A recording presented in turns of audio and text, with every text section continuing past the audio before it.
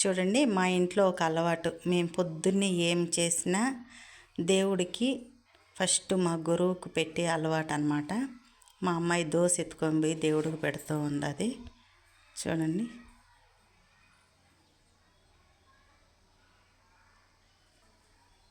చూడండి. నెక్స్ట్ మేము ఫస్ట్ దేవుడి కాడ పెడతాము. ఏమన్నా చేయని, నేను ఇప్పుడు దోశ పోసినాను.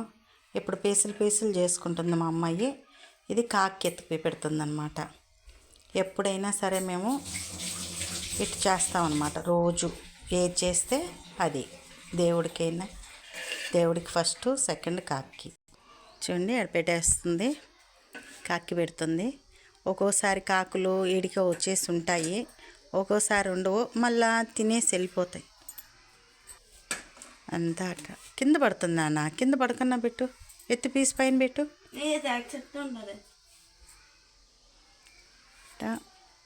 పెడుతుంది అనమాట. ఇది రోజు మాకు ఉండే ఆనవాతి అనమాట. దీని తర్వాత మేము తింటాం అనమాట. ఫస్ట్ దేవుడు పెడతాము, రెండోది కాకి పెడతాం, మళ్ళీ మేము తింటాం.